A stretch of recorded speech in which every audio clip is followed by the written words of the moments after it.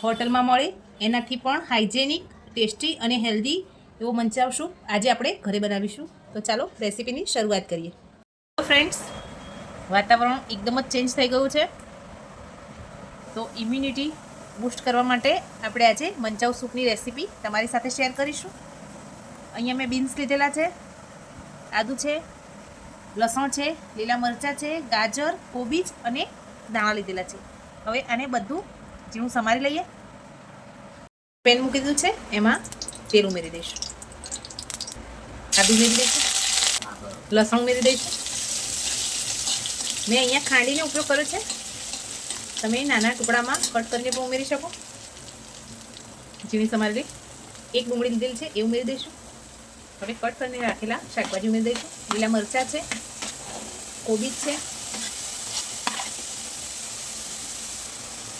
Beans છે, એ ઉમેરી દઈશું. અને ગાજર ઉમેરી દઈશું. સ્વાદ પ્રમાણે મીઠું ઉમેરીશું.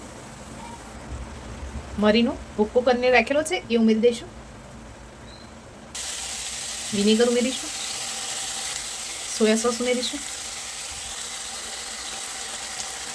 ચીલી સોસ ઉમેરીશું. લાસ્ટમાં ટોમેટો કેચઅપ ઉમેરી દઈશું. એ બધી સરસ મિક્સ કરી લઈએ. હવે એમાં પાણી ઉમેરીશું. લીલા ધાણા ઉમેરી દઈશું. ના થિકનેસ માટે આપણે કોર્નફ્લોરને પાણીમાં મિક્સ કરી અને ઉમેરીશું. ફ્રેન્ડ્સ, વેજીટેબલથી ભરપૂર, ટેસ્ટની સાથે હેલ્ધી પણ એવો મંચાવ સૂપ ઘરે જ બનીને તૈયાર થઈ ગયો છે. હવે આપણે એને સર્વિંગ બાઉલમાં સર્વ કરી લઈએ.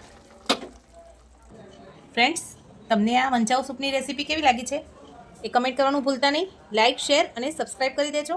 Thank you.